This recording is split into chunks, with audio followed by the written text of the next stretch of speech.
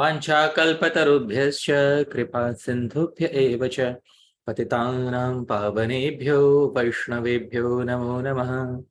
जय श्री कृष्ण चैतन्य प्रभु नित्यानंद, श्री अद्वैत गदाधर श्रीवासादि गौर भक्त वृंद। हरे कृष्ण कृष्ण कृष्ण हरे हरे, हरे राम राम राम हरे हरे। श्रील प्रभुपाद की जय, अनंत कोटि वैष्णव वृंद की जय, निताई गौर प्रेमानंदे, हरि हरि बोल। So thank you once again, dear devotees, for kindly being present here today. I was supposed to, we were supposed to organize this talk on Saturday, but since I was not in Mumbai on Saturday, so we had to shift this particular talk to today. But next talk will be as usual on a Saturday. So dear devotees, once again, welcome to Srila Rupa Goswami's Śrī-Upadeśāmṛtam. We are studying in great detail, and I'm very happy that all of you kindly join in, and all of you are so like-minded, Sahridaya Vaishnavas, Vaishnavis. I'm very grateful to all of you. Thank you, Dhāmeśvara Mahaprabhu, for kindly organizing this series once again. We'll begin with glorification of Srila Rupa Goswami. Nirmathya bhakti pathodhim uddhritam bahuyatnatah Upadeshamritam yena tam Śrī-Upamupasmahe. Nirmathya bhakti pathodhim uddhritam bahuyatnatah Upadeshamritam yena tam Śrī-Upamupasmahe. We offer worship to Sri Rupa Goswami, by whom the ocean of bhakti was churned, and the nectar of instruction, that is Upadeshamritam, was extracted with great effort. So Srila Rupa Goswami is continuing to instruct us, and he has been telling us through the via medium of Srila Jiva Goswami about 6 activities that are unfavorable to our bhakti. Now, we discussed last time that it is said that these activities destroy bhakti, but bhakti cannot be destroyed. So it was explained last time by the commentator Shri Raman Goswami that for a person who is very new in bhakti, there is a possibility that indulgence in these activities may completely uproot their bhakti. But for those who are seasoned practitioners, it is impossible for their bhakti to be completely destroyed. It may stop temporarily for some time, but sooner or later it will continue again. So we were seeing the second instruction. Atyaharah prayasascha prajalpo niyamagrah janasangascha laulyam cha shadbir bhaktir vinashyati. That is, bhakti is destroyed by these 6, namely overeating or overconsumption, over-endeavor for non-devotional gain, fruitless talks, neglecting or forcing rules, associating with worldly non-devotee individuals, and fickleness of mind. Now, we had discussed Atyahara in the previous session, which was session number 10.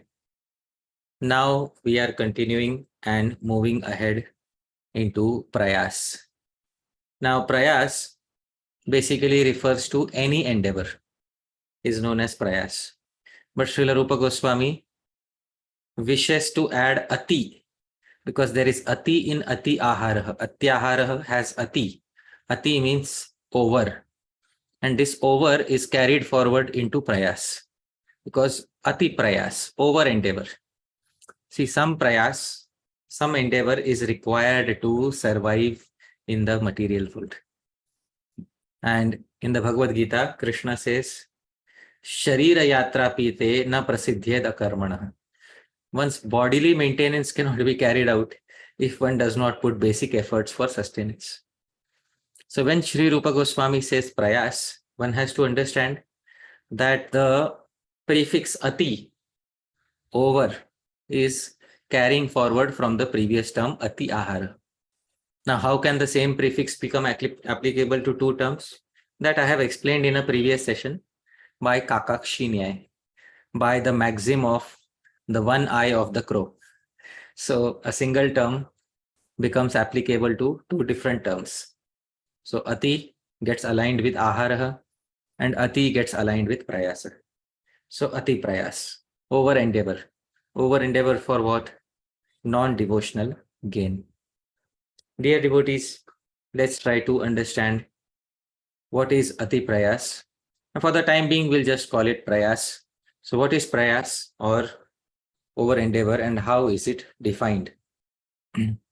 So the Sanskrit commentator on Śrī-Upadeśāmṛtam, Shri Raman Goswami, explains prayas as follows. He says, Prayasaha Vishaya Udyama Klesha. What does prayas mean? It is klesha, troublesome, udyama, endeavor for Vishaya, for attaining sense objects. So prayas refers to the troublesome endeavor for attaining sense objects. So that is prayas. So this is, in a very short phrase, the commentator has succinctly defined what is prayas. So this is Shri Raman Goswami, who has written the only Sanskrit commentary on Śrī-Upadeśāmṛtam. So this is the only Sanskrit commentary, only available Sanskrit commentary on Śrī-Upadeśāmṛtam. So he has explained prayas in this way. Srila Bhaktivinode Thakur also follows in a similar line, and he also expands on it a little bit. Srila Bhaktivinode Thakur explains in Bengali, Prayas Bhakti Virodhi Cheshta Va Vishayodhyama. He says, Prayas, which means the term prayas refers to Bhakti Virodhi Cheshta, any activity that goes against bhakti, as well as Vishaya Udyama. He takes the same line of thought as the previous commentator, the endeavor for attaining sense objects. So basically, any endeavor, over endeavor basically, because some endeavor is required for attaining sense objects, because some sense objects are required for living our life, for sustaining our body. But over endeavor for attaining sense objects, and in general, any activity that goes against bhakti, these are categorized as prayas by Srila Bhaktivinode Thakur. Srila Bhaktisiddhanta Saraswati Thakur further widens the scope. And then he says, Jnani Ganer Jnanabhyas Vidhi, Karmir Tapasya Vratadi, Anyabhilashir Stri Putra Dravinadi Vishaye I Prayas. He says prayas refers to one, Jnani Ganer Jnanabhyas Vidhi. The Jnanis or the impersonalists endeavor for studying impersonal knowledge. So that is prayas. So any endeavor to study impersonal knowledge by a person who is inclined to impersonalism, that is prayas. Second, Karmir Tapasya Vratadi, the fruitive karmis, endeavors for austerities, vows, etc. So there are many people who are attached to the fruitive words of the Vedas, and they wish to perform many austerities and vows in order to attain material prosperity, material well-being, etc. So their efforts from a devotional point of view are categorized as prayas. And third, Anyabhilashir Stri Putra Dravinadi Vishaya. And the multifarious efforts that a person averse to bhakti, Anyabhilashi, puts for attaining a spouse, children, wealth, and other resources. So basically, all the endeavors of non-devotees for attaining prosperity and stability in material life, he categorizes them as prayas. Now, the thing is, Upadeshamritam is written mainly for sadhakas, those who are already on the path of bhakti. Now, why would Srila Bhaktisiddhanta Saraswati Thakur define prayas in such a way that it is applicable also to non-devotees? Because Rupa Goswami is speaking mainly to devotees. In the first verse, in the second verse, in all the verses, he is speaking to devotees. Now, why is Srila Bhaktisiddhanta Saraswati Thakur including Jnanis, impersonalists, and karmis, and non-devotees into this? The reason is because Srila Bhaktisiddhanta Saraswati Thakur wishes to see everyone in the world as a devotee. So therefore, his vision is such that he wants to propagate Krishna Bhakti throughout the world, and therefore he sees everybody as a candidate for Bhakti, and therefore he has included almost everyone on planet Earth, and they fall into the category of performing prayas. So this is the broad vision of Srila Bhaktisiddhanta Saraswati Thakur. But the other commentators have defined prayas only in relationship to devotees. You see, Shri Raman Goswami defined it only in relation to devotees. Srila Bhaktivinode Thakur also mainly defined it in relation to devotees. But Srila Bhaktisiddhanta Saraswati Thakur has widened the scope a lot. That's because he wishes to see everybody as a devotee of Bhagavan Shri Krishna. Moving ahead, as the commentators have explained, that prayas basically means a devotee becomes over-entangled in endeavoring for sense gratification, attaining sense objects. The ideal sort of life is defined in Vedic literature. Now I am going to quote directly a Vedic literature. This is Śrī-Upadeśāmṛtam, and I had spoken in a previous class that I will be quoting this verse later when we discuss Atyaharaha Prayasascha verse. This verse is the first verse of Śrī-Upadeśāmṛtam, and this is how everybody is supposed to stay if they are following the Vedic ideal of life. Ishavasyamidam sarvam yatkincha jagatyam jagat tena tyaktena bhunjitha ma gridha kasya svidhanam. So, according to Srila Baladeva Vidyabhushan, the translation is as follows. Idam sarvam yat kimcha jagatyam jagat. All animate and inanimate entities in the universe are Ishavasyam, are pervaded by that Supreme Personality named Vishnu. Tena tyaktena bhunjitha. Accept and enjoy only that which is kept aside by him for you, according to your karma. Ma gridaha kasya svidhanam. Do not desire more than that. So this is the first verse of Śrī-Upadeśāmṛtam, which clearly specifies how an ideal person in the world is supposed to live. See, many humans, when they see such a verse, they may feel that such ideals are very lofty and are impossible in today's world. But amongst 84 lakh species of life,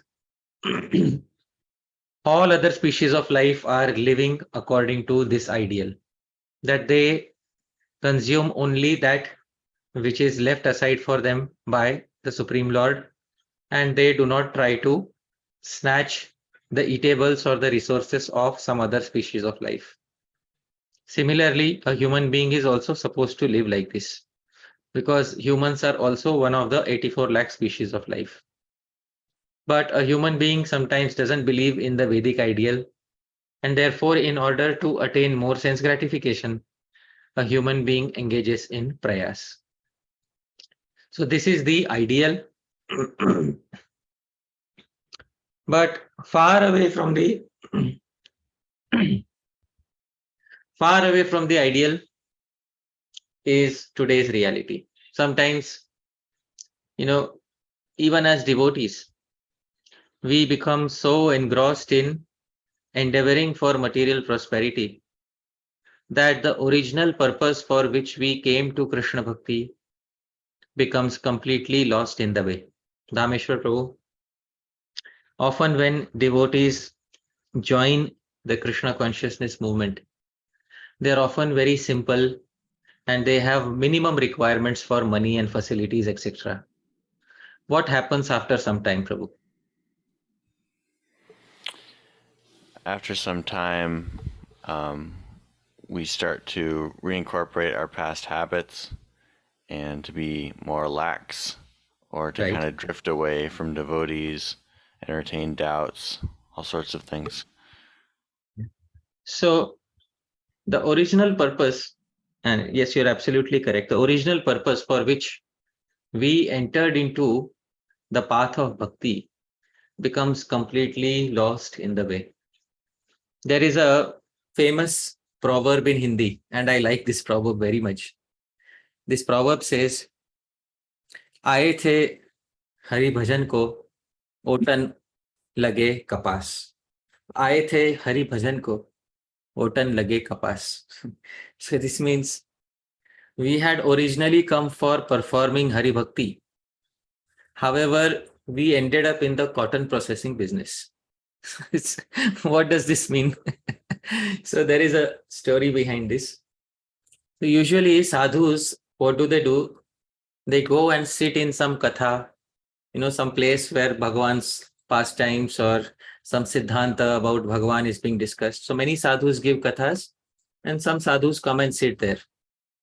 So one time one sadhu went there, and then what did that sadhu think? He thought, well, I am anyways listening to katha. So only my ears are engaged. Let me also try to do something productive with my hands.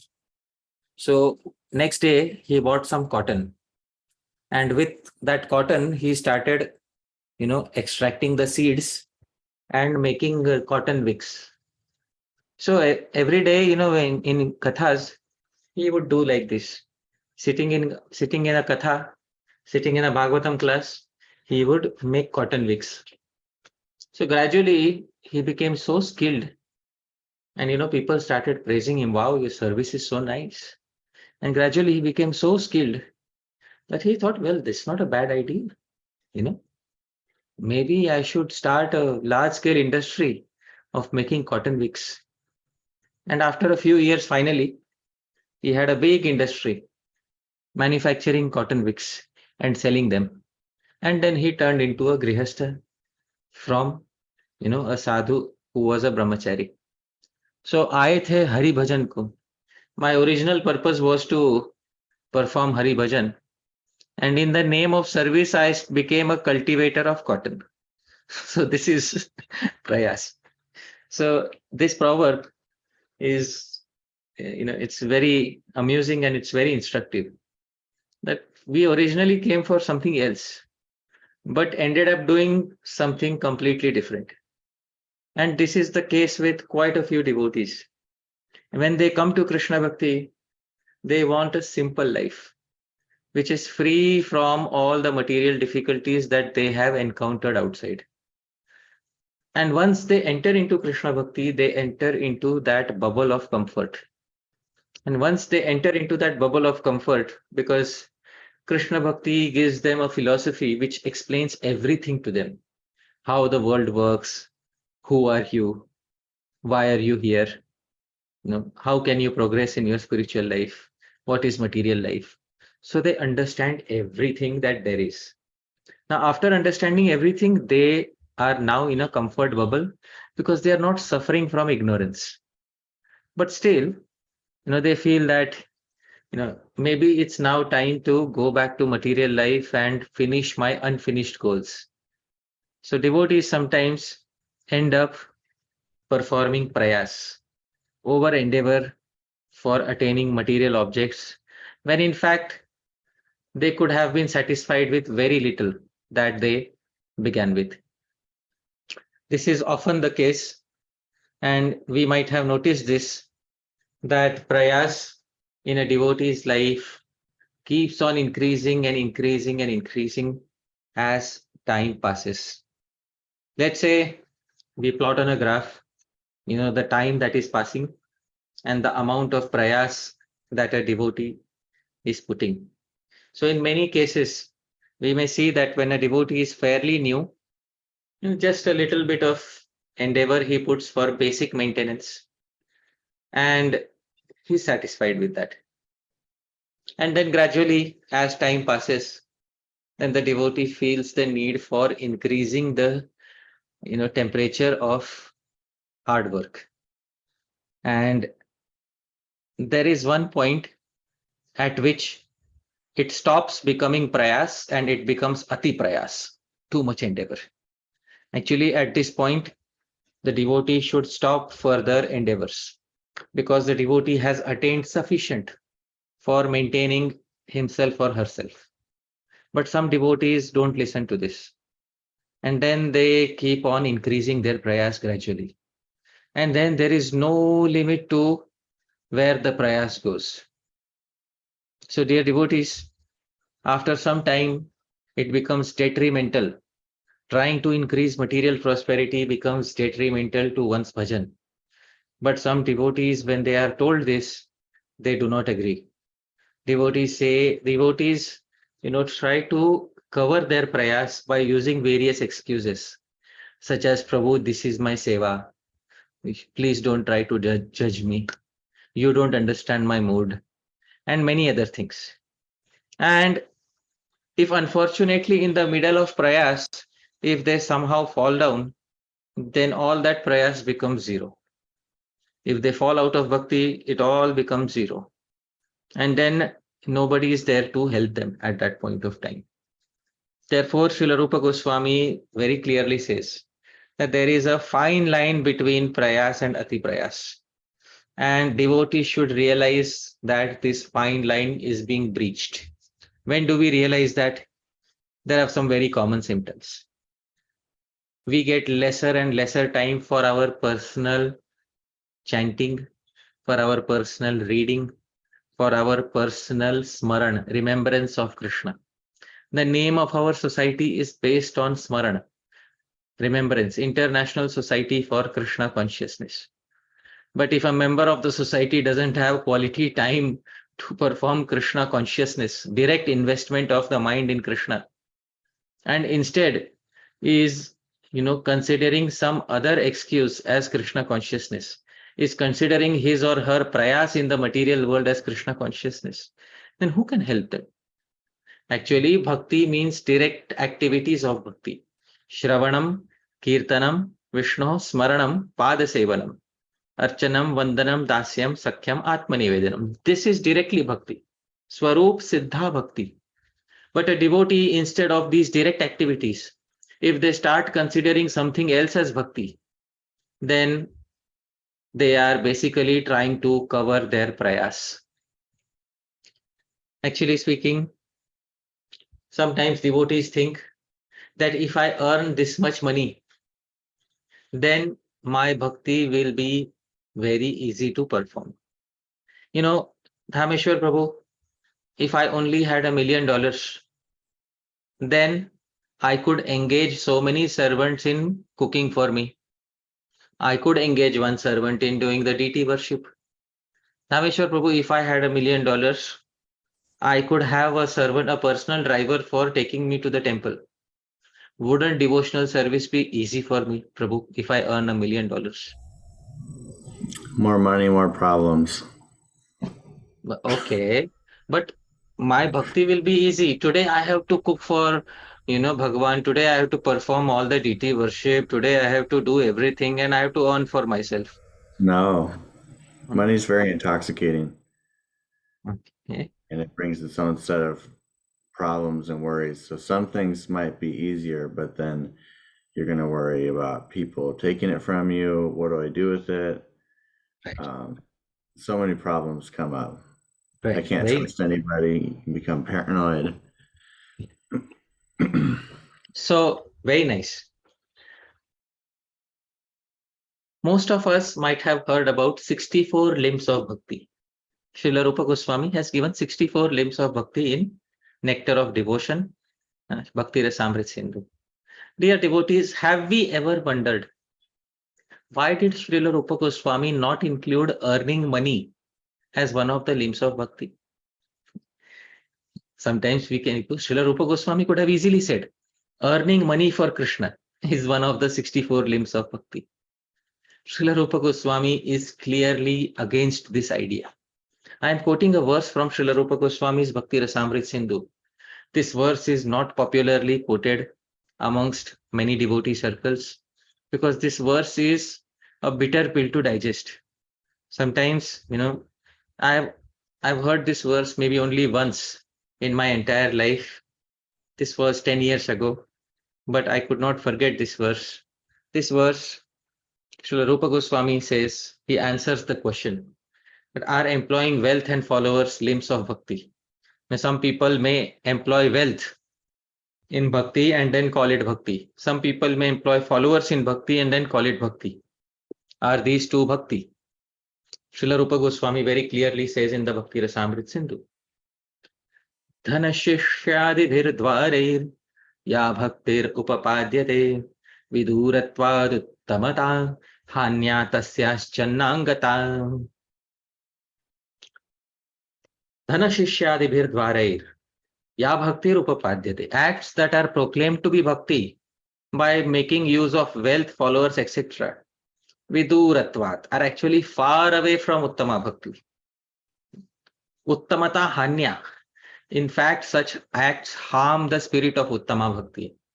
Tasyascha na angata. Therefore, such acts can never be considered limbs of Uttama Bhakti. So Srila Rupa Goswami could have easily said that earning money for Krishna is one of the 64 limbs of Bhakti. But Srila Rupa Goswami himself knows that by earning, some people will use this as an excuse to become lazy in the direct limbs of Bhakti. Why? Because some people will think I am earning money. Dhāmeśvara, Mahaprabhu, I am earning money for Krishna. Why do I need to chant my rounds nicely? Tell me, Prabhu. To develop a direct relationship with Krishna, a personal relationship.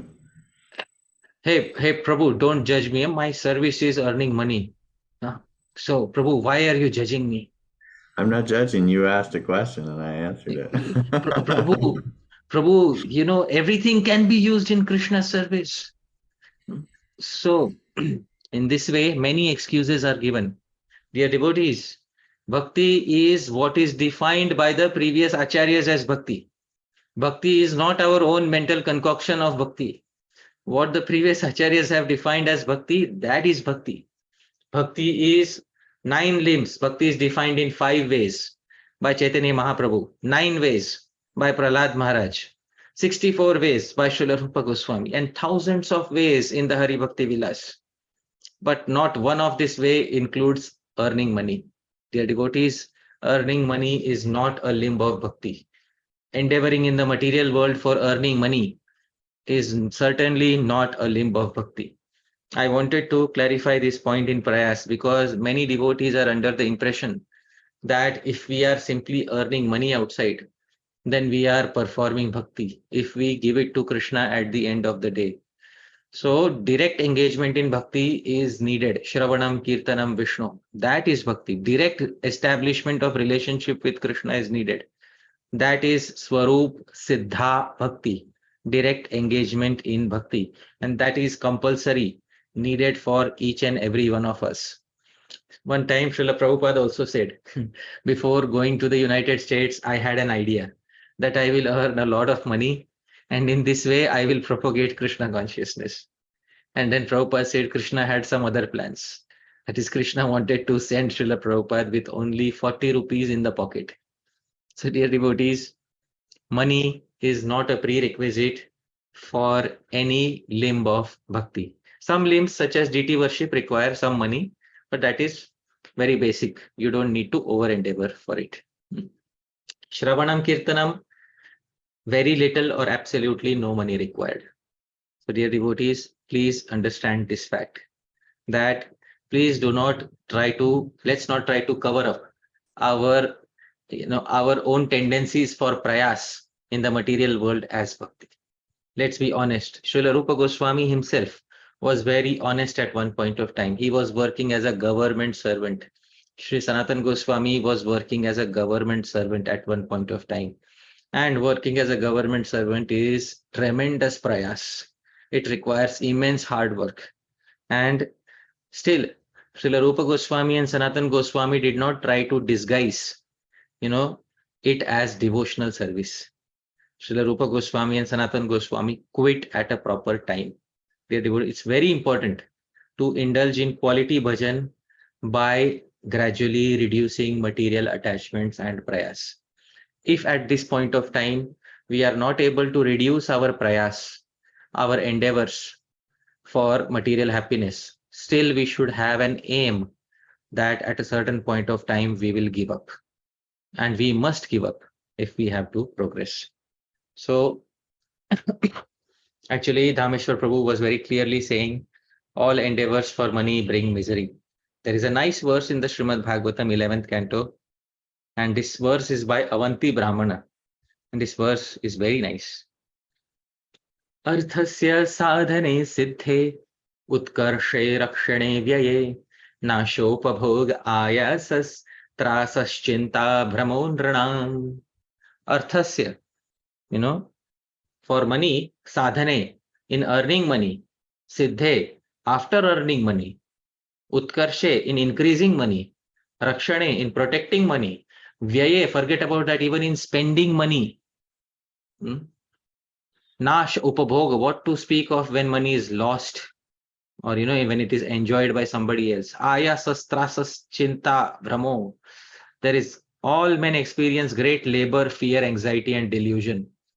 Dear devotees, all aspects, all activities connected to money are troublesome. All activities connected to money are troublesome. You may think that, well, at least while spending money, I'll be happy.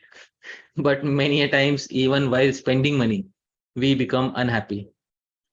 Because sometimes sometimes you may see in the world outside, there are people who go to buffet restaurants.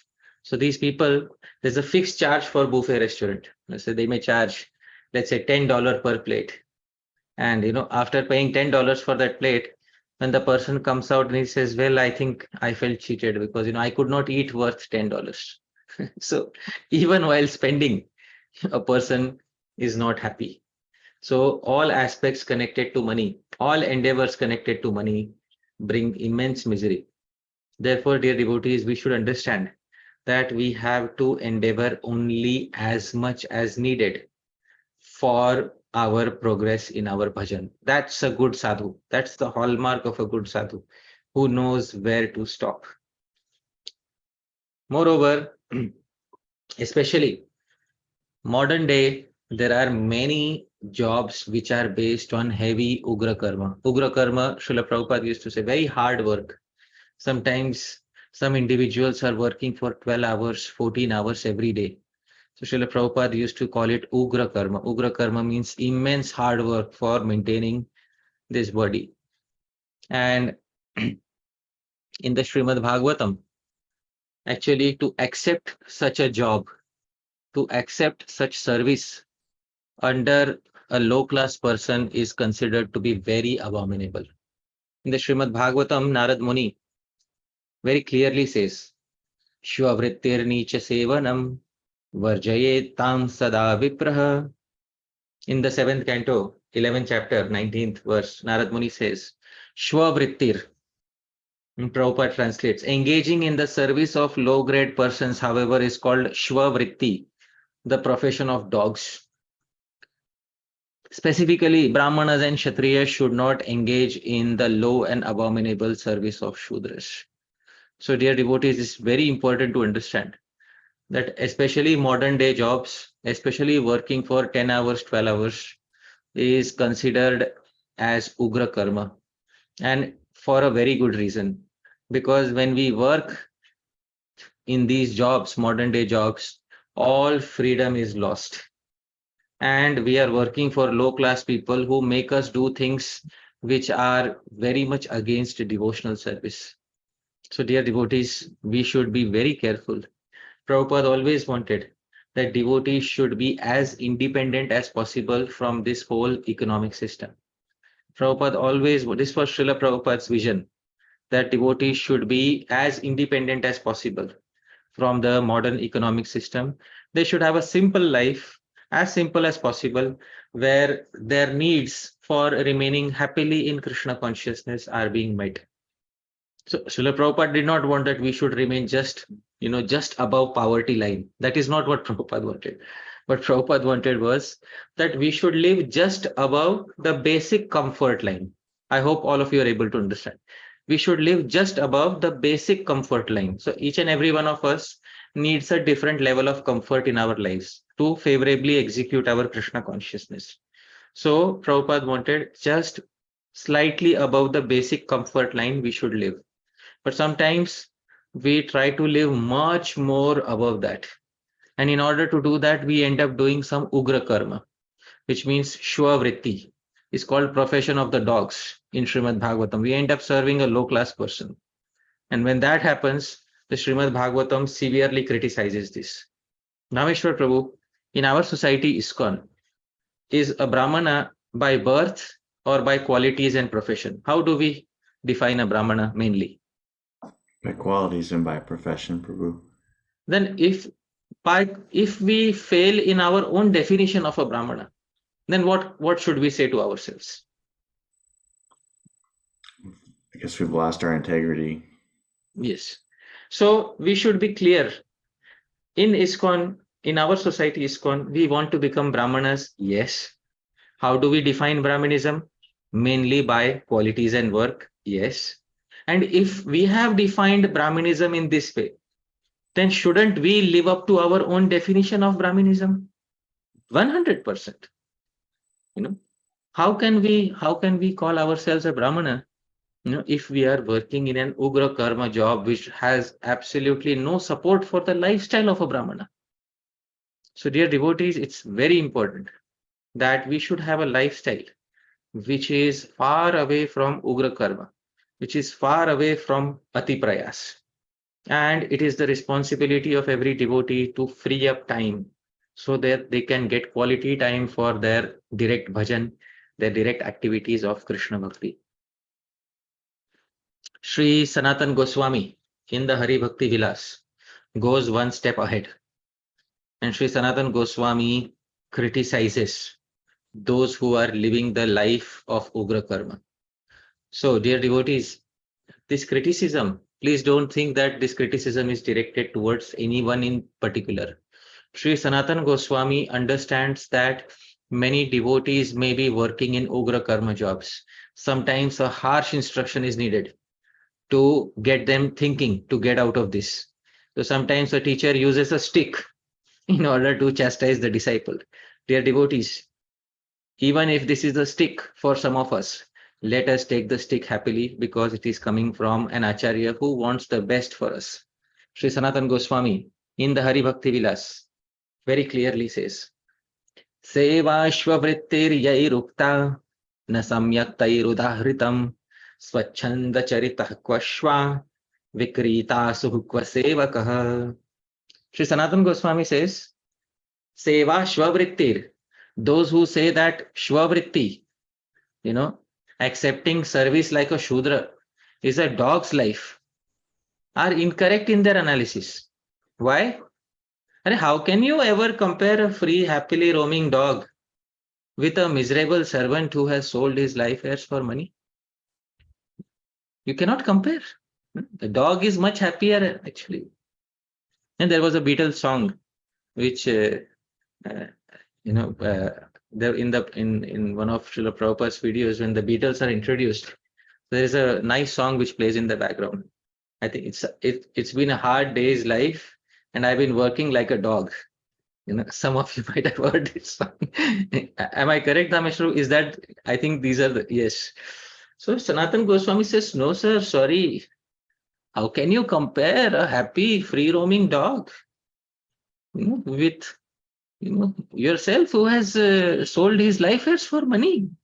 Dog is much happier than those people who sell themselves for money, engaging in prayas in the material world. So dear devotees, for some of us, this may sound like a very heavy instruction. But why do acharyas give heavy instructions? Sometimes a stick is needed. Otherwise, we'll never get out of our situation. We will think that this is Krishna Bhakti. Working 12 hours, Ugra Karma is my Krishna Bhakti. Arey, आए थे हरि भजन को ओटन लगे कपास. You came for Hari Bhajan and you started a cotton industry. You came for simplifying your life. So, dear devotees, the acharyas are saying this to instruct us, and he is an acharya. He is an acharya because he himself was working in a government service, spending many hours a day, and then he set an example by getting out of it. Shri Sanatana Goswami, Shri Rupa Goswami, they were working with Nawab Hussain Shah. And Nawab Hussain Shah, in those days, government jobs is managing one entire kingdom. He had many, a lot of area to be managed. I think Sanatana Goswami was in charge of the mint. and Rupa Goswami was like the chief minister or something like that. So both of them were having heavy duty jobs. And both of them realized that government service is extremely miserable. In those days, government service was the most miserable job that you could have. Nowadays, private jobs are the most miserable that you can have. But back in those days, government service was the most miserable job that anybody could have. There's a very nice verse about government service, and this verse is, this verse is popular since old times. नैषां संध्या विधिरविकलो नाच्युतार्चापि सांगा न स्वे काले हवन नियमो नापि वेदार्थ चिंता न क्षुद्वेला नियतमशनं नापि निद्रावकाशो न द्वौ लोकावपि तनुभृतां राजसेवा पराणाम्. This verse is in the meter Mandakranta. It says Rajaseva Paranam, especially for government servants. Naisham Sandhya Vidhira Vikalo. There is no possibility of performing Sandhya, chanting Gayatri at proper times, because you are constantly engaged in service. Where we, today in private jobs, can you say, pause for 5 minutes? I have to chant my Sandhya. Dhāmeśvara. Today, if I'm working in an IT job and I'm coding, and I say, thrice a day, I say, hey, stop for 5 minutes. I'll go and chant my Sandhya. How will I look, Prabhu? You'll be scorned. You'll be Yes. looked down upon. Yes. And Nachutarcha Pisanga. There's no possibility of worshipping deity of Lord Achyuta in the morning with elaborate rituals. There's no possibility. Na Achyuta Archa. There's no possibility. Yeah, maybe very quickly you show the incense 3 times and run away for your job. That's all. And no time for changing the clothes of the deities, no time for bathing them, no time for anything. Nashtve kale havana niyamo. If you're a Brahmana, you cannot perform 5 oblations at proper times. Napi Vedartha Chinta. Forget about deliberating on the Vedas and Srimad Bhagavatam. Nakshudvela Niyatamashanam. No proper time to eat. If there's an emergency meeting in the office, you have to skip eating and go attend the emergency meeting. So no proper time to eat, no freedom to eat. And Napi Nidra Avakasho. A happy man sometimes needs to sleep in the afternoon, in order to become happy. Sometimes you see people in the offices beating their sleep in the afternoon because they can't sleep in the office, right? Napi Nidra Avakasho. No time to rest. Nadvau loka avapitanubhrita. In this way, such a servant loses everything in this world. He loses his sleep and happiness and everything in this world. And his next world is spoiled because he couldn't chant his Gayatri, couldn't do his deity worship on time. He's struggling to chant his rounds. So Sri Sanatana Goswami knew this about government service. He knew this perfectly well.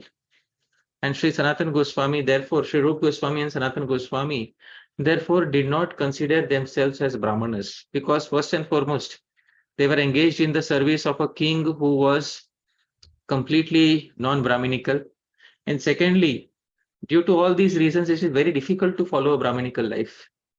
So therefore, Sri Rupa Goswami and Sanatana Goswami, for engaging in bhajan, Sri Sanatana Goswami, gave up his government service because they saw this as prayas, over endeavor. And therefore, they are acharyas. What is the definition of an acharya? A person who teaches by example.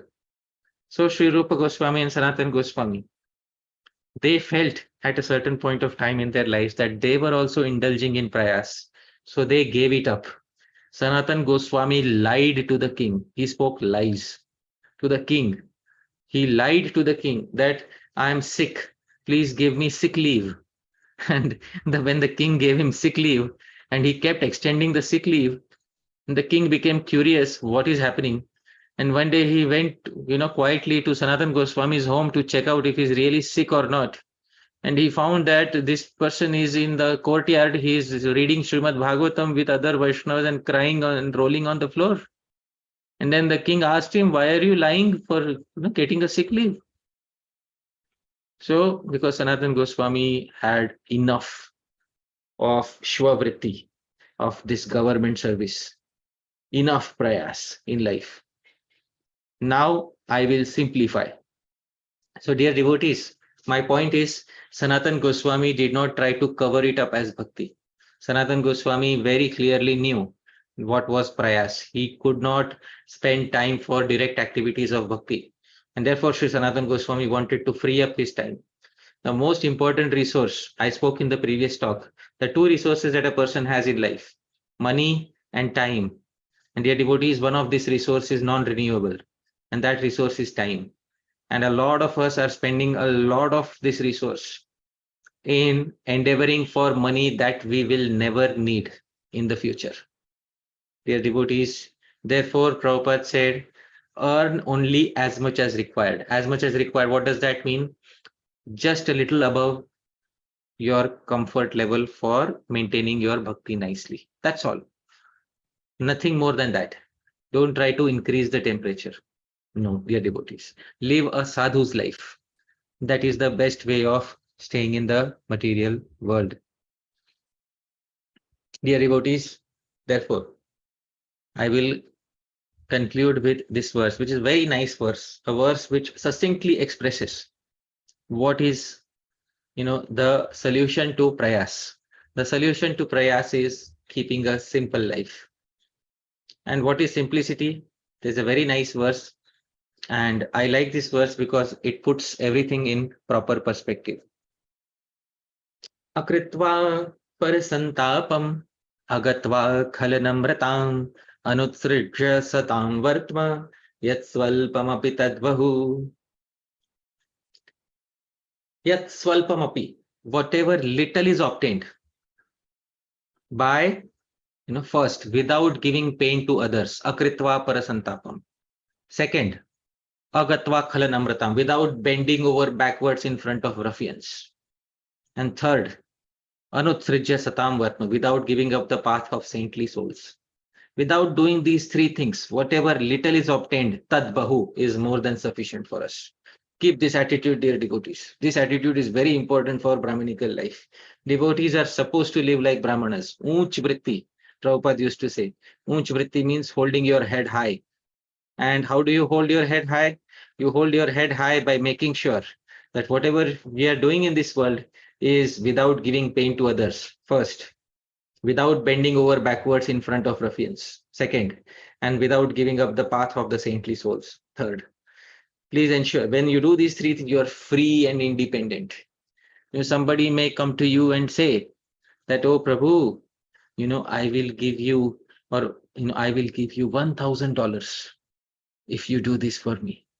And it involves a lot of hard work. So a devotee has the freedom to say, no, thank you.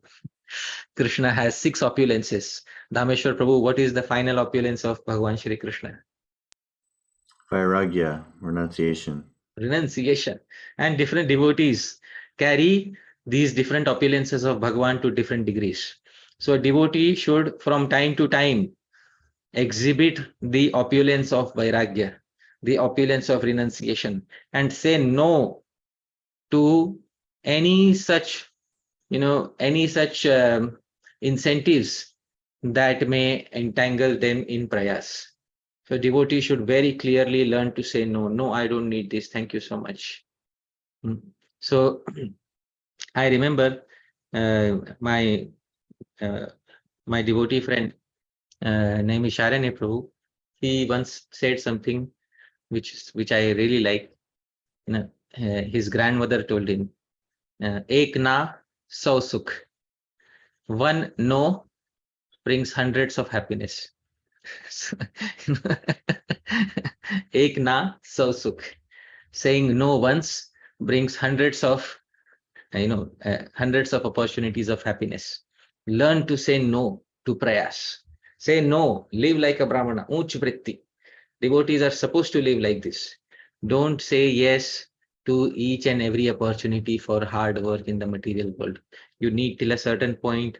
Don't increase the temperature. Srila Prabhupada wanted us to live very simply. Srila Prabhupada himself lived simply. And all the previous acharyas also, even if they were living very opulently at a particular point of time, they gave it all up to live simply. They gave up all the prayas, and therefore they are known as acharyas. Srila Rupa Goswami can teach us about prayas, because at one point of time he himself gave up the prayas of government service. So dear devotees, Srila Rupa Goswami has lived up to the teachings that he is himself giving to others. Therefore, an ideal acharya has told us prayas should be avoided in the material world. So dear devotees, with this, I would like to pause. I would like to end with a quote from Srila Prabhupada, Dhāmeśvara Prabhu. You can kindly read the quote from Srila Prabhupada, and then we'll pause and take questions. Thank you very much.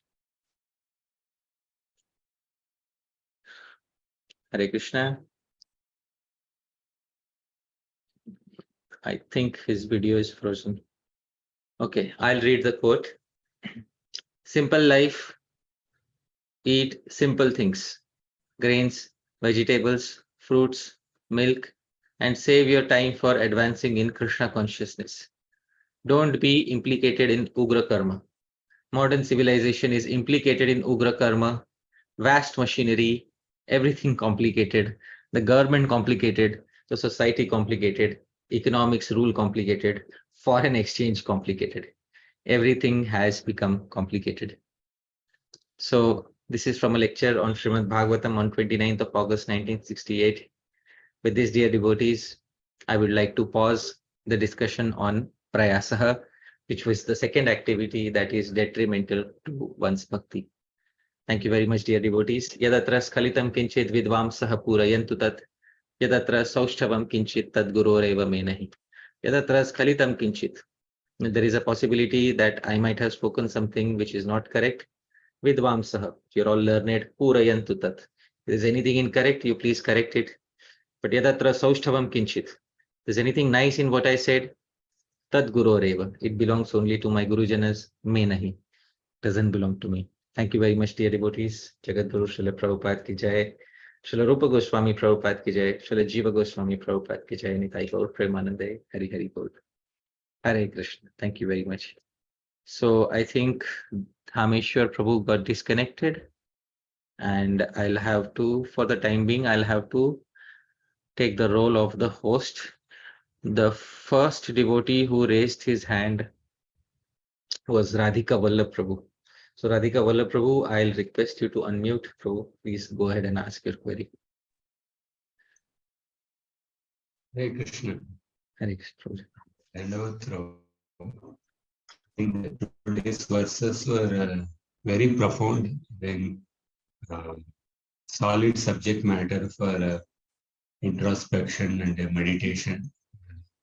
Very instructive lessons. I had a few questions.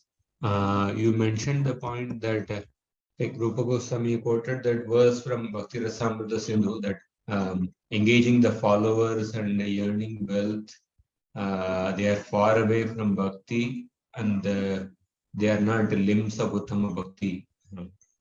Right. So I wanted to, in the 64 items of bhakti, of course, this is Prabhupada's translation, the Nectar of Devotion. One of the item, I don't know the Sanskrit term, but Prabhupada translates as performing all endeavors for Krishna among the 64 items.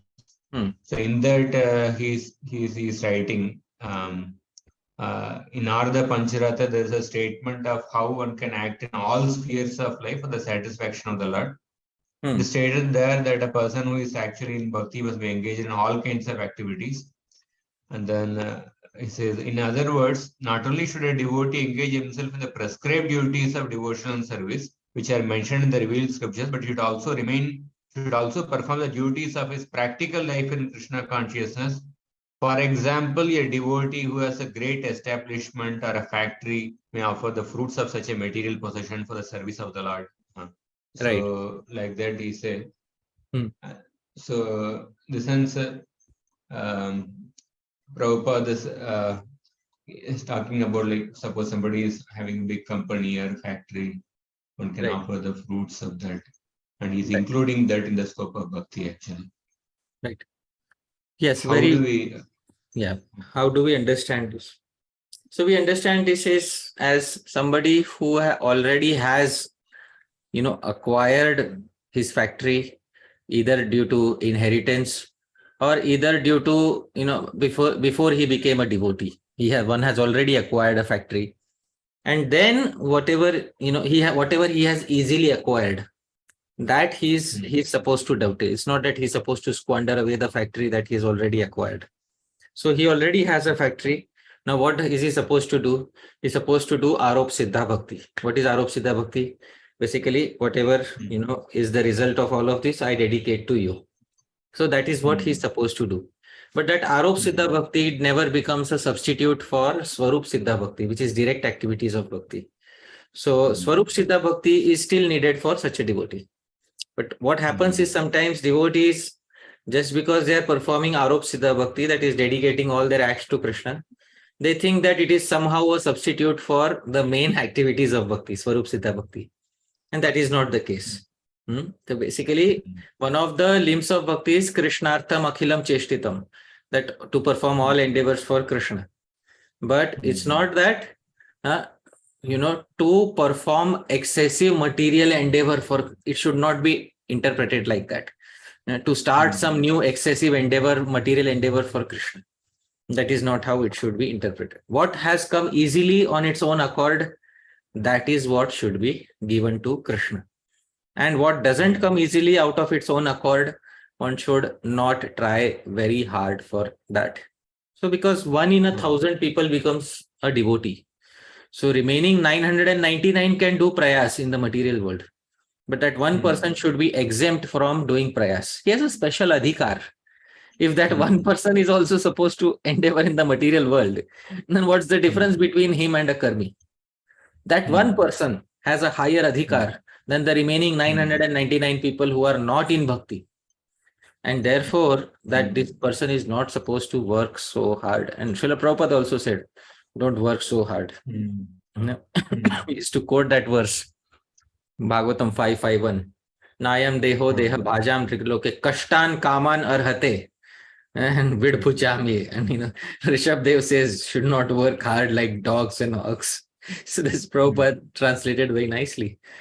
Prayas is not required for a devotee. For a devotee, it's not. But if something has come due to previous karma, inherited a factory. Let's say if I inherited a factory from my father. Now, what do? Will I have to run that factory? Obviously, I'm going to run that factory. It's my family business. So I'm going to run that factory. But then the results I will dedicate to Bhagavan, Arop Siddha Bhakti. It doesn't mean that, if I am just a very simple person who doesn't have a factory, then I will start endeavoring for a factory first. That is not what is intended by the statement here. So I hope that distinction is clear. Just one more, actually, just connected to the same topic. Just 2 points I wanted to ask, actually, because these arguments are sometimes given. Like in the 18th chapter, Bhagavad Gita, Krishna says that if you don't act according to your Kshatriya nature, and then eventually, even if you go to the forest, eventually you'll end up fighting with somebody there or there. Right. Similarly, sometimes we can say, suppose somebody has a attitude of earning money, so then if he tries to accelerate certain external renunciation, maybe after some years when he's supposed to go in the direction of retirement, at that time he may start endeavoring for earning money. This is this one argument given. And another thing which is told is that like for example, in organizations like Swami Narayan, so they build some many hundreds of crore worth temple just in a short time, and they have many such temples all over the world. And in ISKCON, like we have a tough time building, say, Vedic planetarium temple. And sometimes people say that because we have overemphasized renunciation, and because of the devotees, maybe they don't want to earn money, and then therefore we are finding difficult to make the temple like that. People say like that. So how do we address this thing? Right. So in the Bhagavad Gita, there is a verse which says that if you don't, live according to your nature, basically sooner or later that nature will crop up. Later basically it will show up in some way or the other. Now, the thing is, this is where expert guidance by a guru is needed so that the devotee doesn't perform niyamagraha. Niyamagraha will come up later. That suppose somebody has the nature of a kshatriya. Now, obviously, he's going to act as a kshatriya. So the expert guru should be there to tell him, yes, how much should he act as a kshatriya and where should he or she stop? What, and how can they engage in bhakti and in direct limbs of bhakti, and when are they supposed to fully renounce and engage 24 hours in bhakti? Instead, what happens is, some individuals tell them only that you are now supposed to live as a kshatriya. They never show them the path of progress in bhakti. So then these people start thinking that my life as a kshatriya is my devotional service. And then what happens is, because there is nobody to pull them out of that, and then these people are not able to make any progress. So therefore, Bhagavan Shri Krishna not only told Arjuna that you should live according to your nature, but Bhagavan Shri Krishna also told Arjuna that you should surpass and transcend your nature. So there are individual devotees who may say that you should live according to your nature. But will these devotees come to help us to transcend our nature? Because it's important at some point of time we have to transcend that nature. And from being a kshatriya, we have to become a devotee who's beyond varna and ashrama. So it's very important that at some point of time, varnashrama is transcended by the devotee. But who will help him do that? So keeping him forever in varnashram will not be bhakti. That will also be curtailing his bhakti. So therefore, it is very much needed that both extremes should be avoided. In the name of bhakti, artificial niyamagraha, basically niyamagraha should not lead to artificiality. And in the name of bhakti, niyamagraha should not lead to complete rejection of bhakti principles. So both extremes have to be avoided, and for this reason, a careful guidance by a guru is needed. And therefore, it is the expert guru who can tell a disciple when you should stop, when you should, how much you should earn, how much you should not earn, and how should you live your life. So all of this needs some good guidance by the guru, but it depends on the nature of the disciple. The disciple has a proper guru, they will be properly guided. That is the answer to your question. Thank you, Prabhu. Thank you. Thank you, Prabhu. Hare Krishna. Next is Jai Dwarka Prabhu. Hare Krishna, Prabhuji. Hare Krishna, Prabhuji. Dana Pranam. Dana Pranam. My fortune to be again live in your session, Prabhuji. Prabhuji, I have a question, Prabhuji. Just as you explained that Srila Sanatana Goswami's verse regarding the too much Ugra Karma. So, Prabhuji, what is the hope and option for the devotee who is in the middle of his age, and now he has already been living that kind of life, complicated life of Ugra Karma for a good amount of time, and now it is very difficult for him to make a transition because of family responsibilities, and already he is established in one particular profession or something. So what do you suggest, Prabhuji, for such kind of individuals? For all individuals who are already well established in their work fields, the suggestion is to reduce the temperature. So, if it is possible to reduce the number of working hours, point one. If it is possible to use the existing working hours in a more devotional way, point two.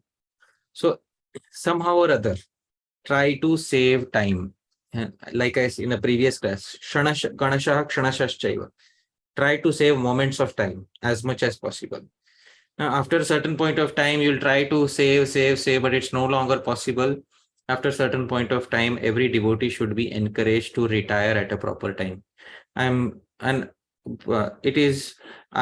feel a little disheartened that in our society, sometimes devotees are not encouraged to retire at proper times. They're not encouraged to retire at proper times. And then they take all of these work habits along with them till the last breath of their life. And we should encourage devotees to retire. How many, we have such a large brahmachari, number of brahmachari devotees, so many grihastha devotees. How many vanaprasthas are there in the society?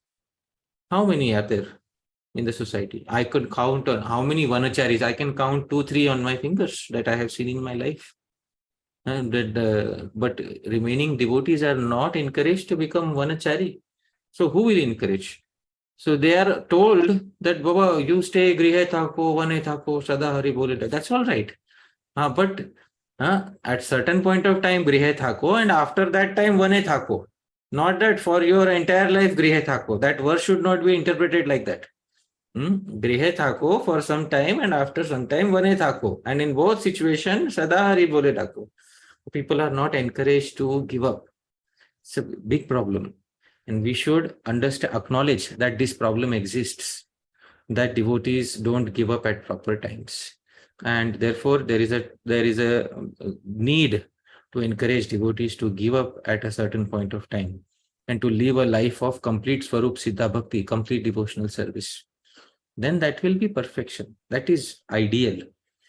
So that is what we should try to do. If we want to live a life of a sadhu, we should do. Otherwise, there are many people who say impractical. Oh, why should we? It's not feasible in this age.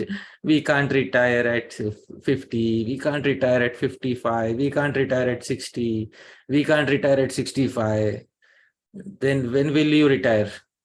Oh, when death forcibly comes to me, then I will chant Hare Krishna on my final breath, and then I will go back home, back to Godhead.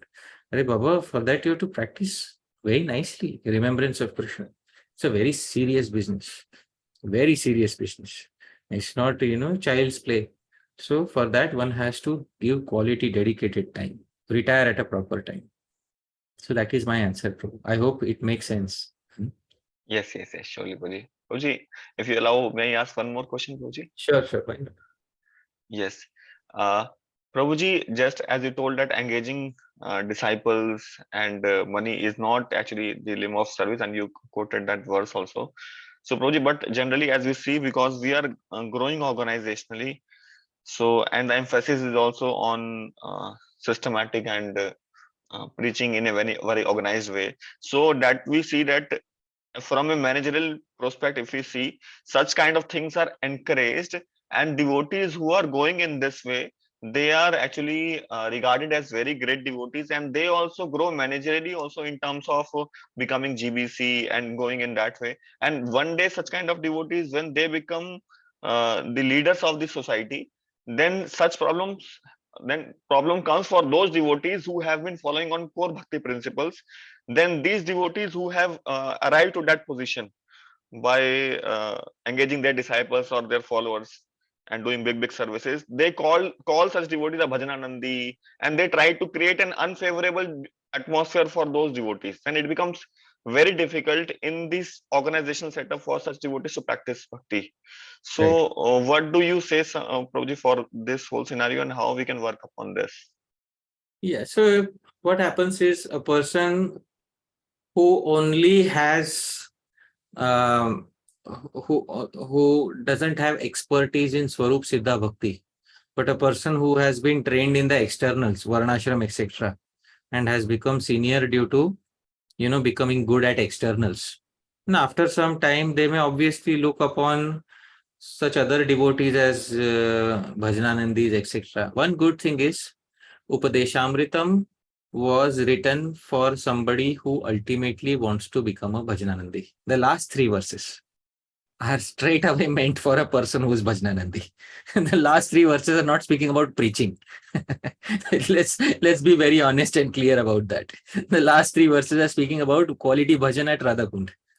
So if Srila Rupa Goswami has intended the book for somebody who ultimately wants to be a Bhajananandi, some devotees might have no plans at all to engage in bhajan. But all of our previous acharyas have, at a certain point of time in their lives, taken to a life of complete bhajan. Srila Prabhupada, he spent 10 years in Radha Damodar before he came to the United States. What was he doing for tea? He could have come 10 years earlier. No? He could have saved 10 years. What was he doing for 10 years in Radha Damodar temple? Bhajan.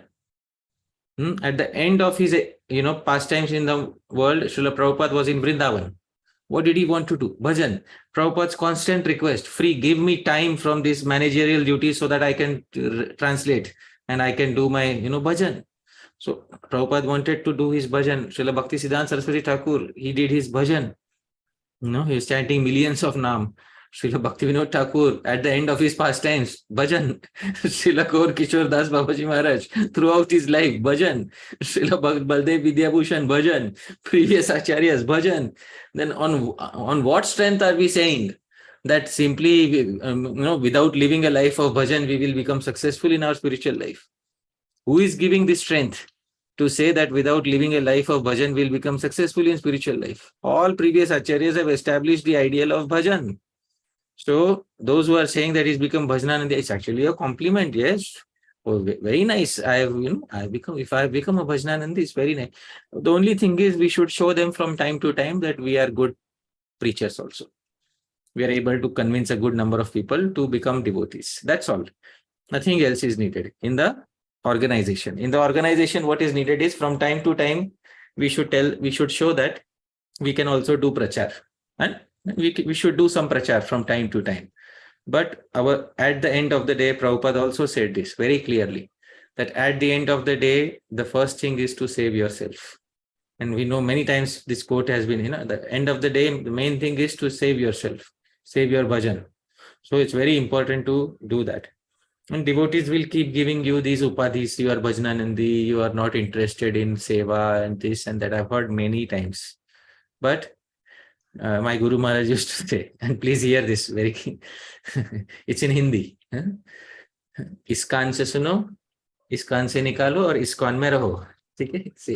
Hear from Iskan, hear from this ear, take it out from this Iskan, take it out from this ear, and stay in Iskan, stay in International Society for Krishna Consciousness. So people will say many things, thousands of things people will say. Some people have a way of vilifying even good qualities. Even good qualities they are vilifying. There is a very nice verse by Bhartrihari in the Niti Shatakam. I will quote this verse of Bhartrihari from Niti Shatakam. This verse is very nice and devotees should understand. But sometimes, let's say a devotee who is nice in bhajan, well, what's so wrong with him? It's very nice that some devotee is so nice in his bhajan, but some devotees will try to find a fault even with such a person, that because he's so nice in his bhajan, therefore they will try to vilify even his good qualities. So Bhartrihari, I will try to find that verse.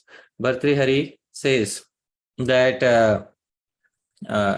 some people have a tendency of faulting everything, and this is, I will quote this verse. Let me share my screen.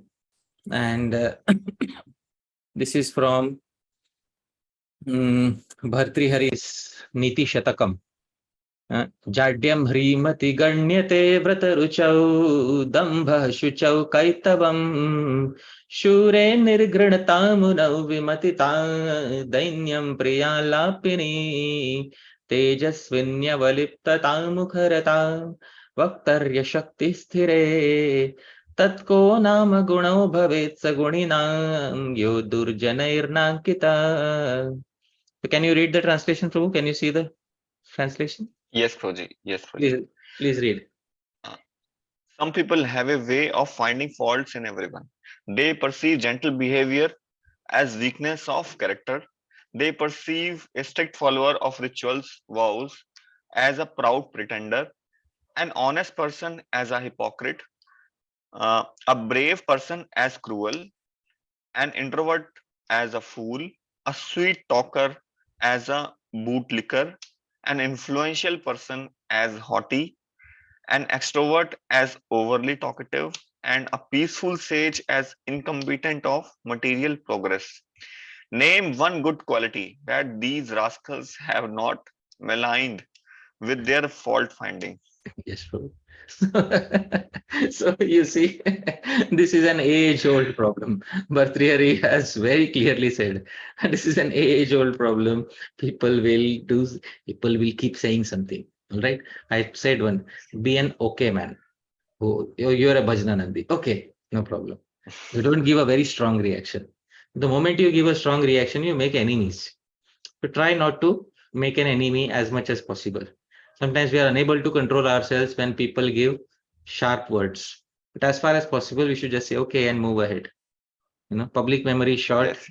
and how we are defined, we should be defined by how we lived our life, our own actions, not by the tags that other people gave to us. So, let our own activities define our lives. That is what I'd like to say. All right, Prabhu? Yes. Yes. Yeah. Yes. Thank you so much, Prabhuji. Yeah, Very correct. excellent. All right. Next, we have Bhavya Bhagwan Prabhu. Yeah, Hare Krishna, Hari Bhakti Vilasa. I've got two questions, Prabhu. So, Right. Prabhu, first question is like part of it was answered in Radhika Vallabh Prabhu's second question, but still my question remains is like somebody like I've just entered corporate world like some 2-3 years back. So even some devotees tell, see, you have to progress in the corporate world, jump up the ladder, and because that way you can contribute Hare Krishna. Yeah. That way you can contribute. financially very well to ISKCON, and Okay. also you can when you are very well situated in the corporate world also, and as simultaneously you are part of ISKCON, then you have more influence on your peers, and then you can bring them to bhakti. So this is one thing they tell, ki if you grow nicely in your corporate life also, and simultaneously practice well in ISKCON, practice bhakti wonderfully, then you can bring more people to ISKCON. So how do we really understand that, Prabhu? That is one question. Okay. And second question is, yeah. Okay. Let's take one question at a time. The first thing is you have joined the corporate world. Okay. And you're progressing in the corporate world. All right. And then there are some devotees who are telling you that you should climb the ladder because that's how you can contribute more Lakshmi, which is correct. But then there should be the same devotees should also tell you when to stop. Are these devotees, Bhavya Bhagwan Prabhu, telling you when to stop? Of course, not at this moment, Prabhu. They'll not tell. And probably the time when they should be telling me to stop, they might not be present. That could be one possibility. Of course. Because they are elderly. So who'll tell you when to stop? Yeah. Who will tell you? So that's very important that those devotees who tell us that we should progress financially in the material world should also tell us an important instruction, when to stop. Why? Because Krishna tells us when to stop. So I will not, the most important thing is Krishna tells us when to stop. In the Srimad Bhagavatam, 11th canto, Krishna says when one should stop. I will share the verse with you because it's very important to understand that we are not supposed to work like this throughout our lives. In Srimad Bhagavatam, 11th canto, chapter 20, verse number 9, I will share my screen with you. Krishna says when to stop. तावत् कर्माणि कुर्वीत न निर्विद्येत यावता मत्कथा श्रवणादौ वा श्रद्धा यावन्न जायते. Bhagwan Prabhu, you only read the translation. As long as one is not satiated by fruitive activity and has not awakened his taste for devotional service by Shravanam, Kirtanam, Vishnu, one has to act according to the regulative principles of the Vedic injunctions. Yes, so as long as you have not awakened taste for devotional service, you'll have to act in the material world according to Varnashram. But as soon as you have developed complete faith in Shravanam, Kirtanam, Vishnu, nothing else is needed at that point of time. And as soon as you are satiated by material activity, any one of this may happen first. Stop at that point of time. Stop at that point of time. Krishna says when So to Prabhu, stop. what's the barometer for like to understand we have awakened, we have got the taste, Prabhu? When the barometer is that we have complete faith that nothing else is needed for our sustenance, that everything will be done simply if we live the life of a sadhu. That is when that faith is there, Krishna bhakti kaile sarva karma krita. When that faith arises, at that point of time one can stop. The meaning of vanaprastha ashram is one should stop earning. The meaning of vanaprastha ashram is that one should stop earning and one should live the life of a sadhu. Dear Bhave Bhagwan Prabhu, how many devotees have encouraged you till today for vanaprastha ashram? None of them. None of them? Let me be the first one today. Bhave Bhagwan Prabhu, Thank you, Prabhu. at a suitable time, after you have completed the duties of Grihastha ashram, please seriously consider the vanaprastha ashram. It's a very nice, secure environment for making progress in direct devotional service. The amount of devotees that you will be able to make by living the life of a sadhu is much, much more than the amount of devotees you will be able to make by, being the boss of a corporate industry. Direct preaching works wonders instead of indirect preaching sometimes. Sometimes indirect preaching also works, but direct preaching definitely works. So you can always consider living the life of a vanaprastha, engaging in direct preaching. And this way you can make many more people as devotees. And of course, while you are a grihastha, you can try to progress and try to influence as many people as possible. That is also there. So both are not mutually exclusive. So I hope that answers your query. Yeah. Prabhu, my second question, thank you so much. My second question is, like you were mentioning, we are Brahmins by our guna and karma, not by our janma. And then you mentioned like sometimes we work like Sudras, like for 12, 14 hours in corporate world. And we don't even get time to chant our Gayatri on time, or probably do our deity worship also properly at time on time. So Prabhu, I'm asking for someone like me. So what's the hope for me getting or seeking Brahman initiation? Because probably I'll not be able to do it the way it should ideally be done. So should I not ever aspire for it, or what's in it for me, bro? I think this sort of a query is best to be answered by the individual who will give the Brahman initiation to you, because it's very important that we discuss with the person from whom we are going to get that initiation. We tell them the frank truth. After getting my Brahmin initiation, this will be my condition of life. And then we ask from them that, what do you think? Is it justified or not justified? And then let them give the answer. Because if I speak, I'll speak for myself. And if I speak for myself, I'll say very clearly. I said very clearly, you make up your mind. Either Brahmana is by birth or Brahmana is by activities. Let me tell you, Shastra also says that Brahmana is by birth. Shastra says very clearly, Srimad Bhagavatam says that a Brahmana is also by birth.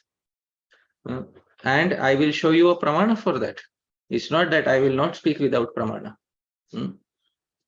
Nanda Maharaj says to Garga Muni in the 10th canto, very clearly, he says, 10.8.6, he says, Janmana Brahmano Guru, Janmana Brahmano Guru. And Srila Prabhupada's translation is, see here in word for word, Janmana, as soon as he takes birth, Brahmana, immediately the Brahman becomes Guru, the guide. So simply by birth, some people consider them to be Brahmanas. But in our society, we give more preference to qualities and work. So my only point is, if we are giving more preference to qualities and work, then we should live up to our definition, right? And if we are not able to live up to our own definition, then how can we say that we are doing justice to our own definition? We are supposed to be acharyas, na? Those who live by what they teach. So how can we become acharyas if we don't live by what we teach? That's all I'm saying. With some sacrifice is needed. I hope this is clear, Bhave Bhagwan Prabhu. Yes. Yeah, so matlab, Brahmanas should be one who have fully dedicated themselves to Krishna consciousness. 100%. 100%. Then you can say clearly, well, I'm a Brahmana according to the definition that is prevalent in the society that I stay in. Let me ask you a very frank question, Bhavi Bhagwan Prabhu. Let's say somebody becomes a devotee, and then he gets Harinam initiation. And then after a few years, he gets Brahmin initiation. Then he goes to work in a supermarket where he is cutting up pieces of meat and selling to others. What would you say? Violation. That's a violation. But he's chanting Gayatri thrice a day. So, I don't know. very difficult questions. We should think. We should live up to our own definition of Brahmanism. That's all. That is honesty. That is honesty. We should live up to our own definitions of Brahmanism. That's all, Prabhu. I hope this answers your query. Yeah. Thank you, Prabhu. Thank you, sir. Hare Krishna. Yes. So we have Omkar Prabhu. Hare Krishna, Prabhu Dhanatana. My pranams. Thank you for the enlightening class, Prabhuji. Prabhuji, I had a question regarding this prayas, but it is regarding to the prachar aspect, and especially in the aspect that the result which it gives. Generally, as devotees, as a society, we are preaching in the whole world. So many individuals take shelter in Gaudiya Sampradaya through our institution. So we have seen through these lectures and we've understood that many of the things which are important in our bhajan, the solution is that we accept the solution from the Vedic Shastras or the Veda Dharma, which prescribed by the Vedas. And by Veda Dharma, I only mean that explanation or that part which has been emphasized by our acharyas, which is beneficial for bhakti. So what happens is such devotees come into the path of devotional service. They represent our sampradaya, but in the name of following or chanting, they do not leave their past cultural leanings, which are opposite to the Vedic principles. So it creates a lot of disturbance in the society also, because as a Vaishnava, we are a part of a Vedic religion. So it goes a bad message for everyone. So what would we say regarding this point of the prachar? Yeah, the thing is, we don't need to say anything about this because Rupa Goswami himself has said in Bhakti Rasamrit Sindhu has said that Shruti Smriti Puranadi Pancharatra Vidim Vina Aikantiki Harer Bhaktir Utpataya Iva Kalpate. Shruti Smriti Puranadi Pancharatra Vidim Vina. Anything which is claimed to be bhakti, but which doesn't strictly follow the Vedic Shastras, or no matter how aikantiki, no matter how one-pointed it appears, but end result is utpat, end result is disturbance. So those disturbances were prevalent even during Srila Rupa Goswami's time. These disturbances will be prevalent even during our times. So there's no point in blaming a wholesale culture for it, because different devotees come from different cultures. When they're going to come from different cultures, they're going to bring some of that into bhakti. So when they're going to bring some of that into bhakti, then we have to be a little tolerant. Why? Because we have to make a home where everybody can live. You see, that is what it is. Otherwise, why say that, Srila Prabhupada built a home, a place where everyone can call it home. How do you stay in your home, Omkar Prabhu? Relaxed or like strict Vedic? How do you stay at your home?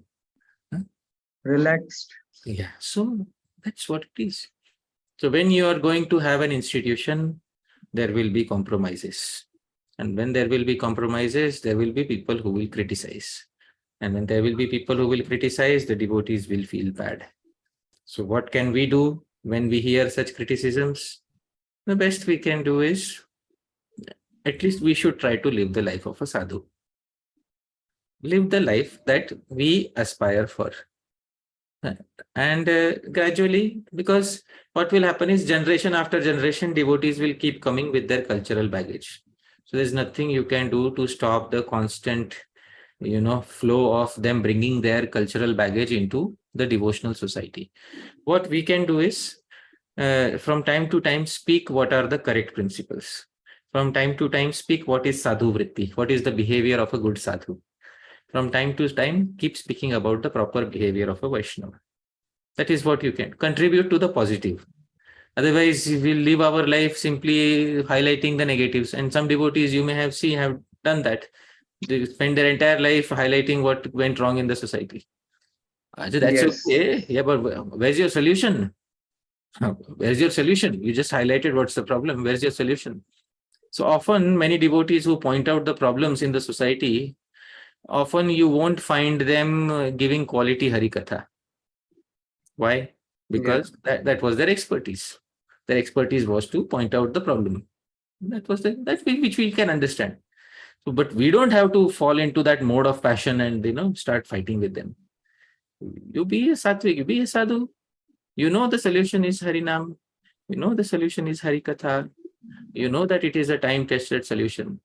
Hundreds of people will call it impractical, right? But doesn't matter. Yes. It is a solution which has worked for so many sadhus in the past. It will work for you, if provided you hear from the right sources, provided you have the right type of attitude in your bhajan. Nothing. This is what Upadeshamritam is teaching. See, don't cheat anybody. All right? Don't cheat anybody. The best thing you can do in international society for Krishna consciousness, one of the best things, is don't cheat anybody. So that is live a life of a true sadhu. In Hindi, धोखाधड़ी नहीं करना. धोखाधड़ी नहीं करना किसी के साथ. Don't cheat somebody. Right? Okay. Yes, sir. Prabhuji, I had one comment about Radhika Lapro's question. The question was regarding the engaging our nature. So I just remembered one pastime how Mahaprabhu, there was a Brahmin who was given some punishment by the Brahmins in that time to drink some hot ghee because Shikhi they Mahiti. suspected. Shikhi Mahiti. Yes, sir. So it said that Mahaprabhu sent him to Vrindavan so that he can arrange rice for the Bengali Vaishnavas. So I don't know whether the commentary or somewhere it is said that Prabhupada or someone says, because he had that expertise, so Mahaprabhu engaged him in that way. Right. Can you clarify this? Shikhi Mahiti, basically, he was cheated by a Yavan, a Muslim king. Subudhi Rai, na? Subudhi Rai. Yeah, Subudhi Rai. I'm sorry. Yeah, Subudhi Rai was. Yeah, Subudhi Rai was cheated by Yavan. He was, he cheated him and made him drink water from a contaminated water pot, and then he proclaimed that you've fallen from your, Vedic dharma. Subudhi Rai went to Kashi and they flipped the pages of the Shastras to see if there's some atonement. And then they said there's no atonement, you have to drink boiling ghee, and that's how you finish your life. Dehantar prayaschit, on atonement by giving up your life.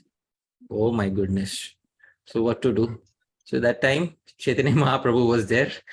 So he consulted Sri Chaitanya Mahaprabhu. Sri Chaitanya Mahaprabhu said, well, bhakti prayaschit is the best. To atone according to the principle of bhakti is best. So since Sri Subudhi Rai was, basically he was a Bengali, he appeared in Bengal. Bengali people, they are good at cooking anna, rice. They're good at cooking that. And in Vrindavan in those days, anna was rare. Rice was rare. Vrindavan was mainly a wheat growing region. Please try to, in those days, Vrindavan was a wheat growing region. So it was difficult to find anna. One of the things which Jiva Goswami liked to do was to collect rice for the Bengali Vaishnavas who used to come to Vrindavan. So in those days, rice was not cultivated so much as it is now. It was not transported so much as it is transported now. So rice was mainly grown in the southern states and wheat was mainly grown in the northern states. The northern states, they used to make that bati. Bati is that flat bread, which is not very easy for Bengalis and southern devotees to digest. So they like to eat anna. So Chaitanya Mahaprabhu engaged him in that seva. Basically, that's what it is. So basically, he engaged him in service to the Vaishnavas, because service to the Vaishnavas will purify any trace of such incorrect karma that may have occurred. So that's it, nothing else. So there was no point of engaging in Swabhav. It was just for the service. Service. But basically, bhakti means any service. It's not that, in bhakti, whatever limbs are there you don't so much see swabhav or not swabhav, whatever. But limbs are there, you carry out. Mostly. That's all. So that's what Chaitanya Mahaprabhu engaged him in serving the Vaishnavas, so that if there is anything negative which is there by drinking the contaminated water, that will easily go away. Bhakti destroys prarabdha and aprarabdha, both types of karma. Okay. Yes, thank you. Thanks. Yeah. So we have Ananga Mohan Prabhu. Hare Krishna, Prabhuji. Thank you very much for such a nice and wonderful presentation. Prabhuji, one question.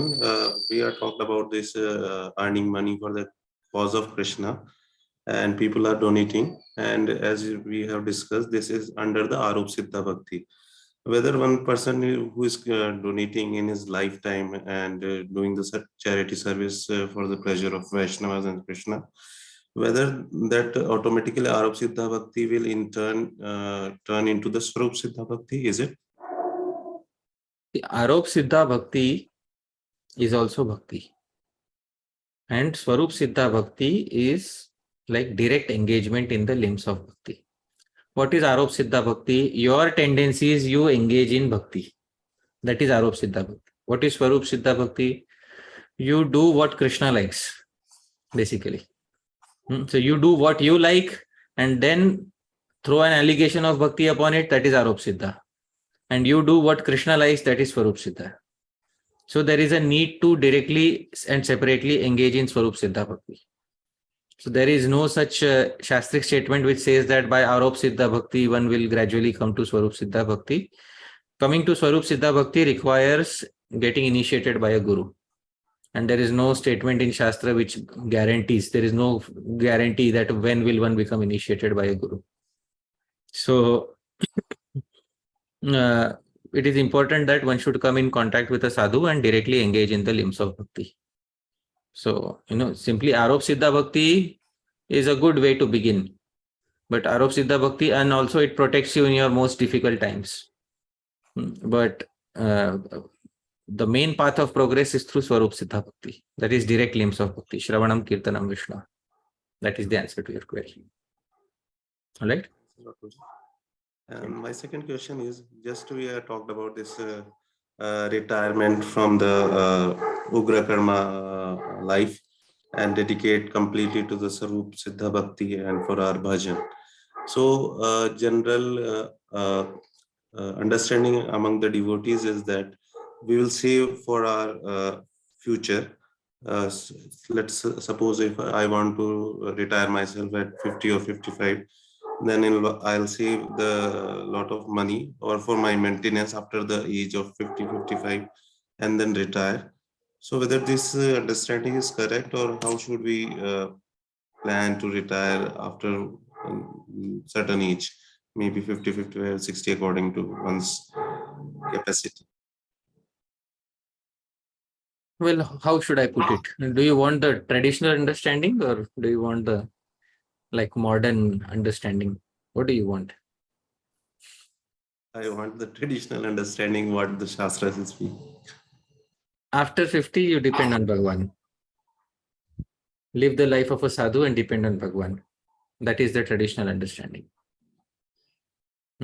When Rupa Goswami retired, how much did he keep for monthly salary? I think 25% for emergency cases. Emergency, no, not emergency. I am saying monthly salary, monthly pension. How much monthly pension did Rupa Goswami receive? Nothing. So that's your tradition. That's your traditional understanding. Okay. So you asked me for a traditional understanding, so I told you the traditional understanding. You speak like a sadhu, you go do prachar like a sadhu, stop earning, and if somebody gives you something, you survive on that. Right? You also spoke same thing. His Holiness Radha Govind Swami Maharaj spoke to you the same thing.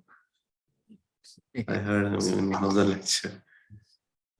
Live the complete life of a sadhu. It's possible today. It was possible in the 15th century. It was possible in the 16th century. It was possible in the 17th century, 18th, 19th, 20th, and it was also possible in the 21st century by Srila Prabhupada, who'd stopped earning. Definitely, it was possible in the 20th century by Srila Prabhupada. So has it become impossible in the 21st century, Prabhu? No, it is not, and in the future also not. No. Is India becoming poor, or is India becoming more prosperous? More prosperous. So better chances for a sadhu to serve. Right. Thank you, Guru. Thanks a lot. Thank you. Hare Krishna. Jai Gauranga Prabhu. We'll take one query from you. Hare Krishna Prabhuji, Dandavat Pranam. Thank you for wonderful class. Prabhuji, you mentioned that in the class that we should focus on our bhajan and should not endeavor more on financial aspect. But there is a trap of alasya, or like skipping our duties in the name of focusing on bhajan. Like, so how do you ensure that we focus on the bhajan at the same time we do our duties sincerely, and we should not in the name of doing bhajan trying to skipping our duties? Okay. Is there any verse in Shastra which says that on the pretext of bhajan one cannot skip one's duties?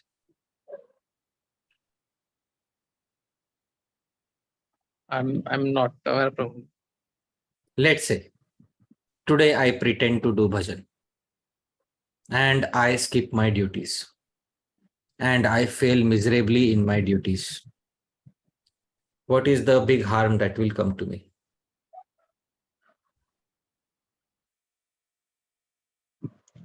Maybe you might like, if you're doing work, then might get a chastisement from your boss. That's okay. Who cares about that? I stopped caring about that long ago, Prabhu. So, say according to Shastra, what is the worst that will happen to such a person? You may get fired, Bhagavan Prabhu says. That's okay. I'll find another job. That's okay. According to Srimad Bhagavatam, like Narad Muni says that there is no harm.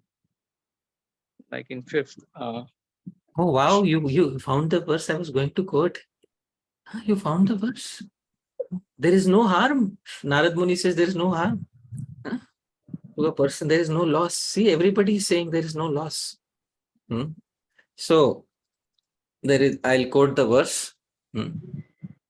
Tyaktva swadharmam charanambujam harer bhajanna pakotha patet tato yadi ko yatra kvava bhadram abhuda mushyakim ko vartha apto abhajatam swadharmatah.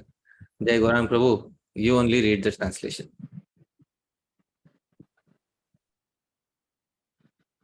One who has forsaken his material occupation to engage in devotional service of the Lord may sometimes fall down while in an immature stage. Yet there is no danger of his being unsuccessful.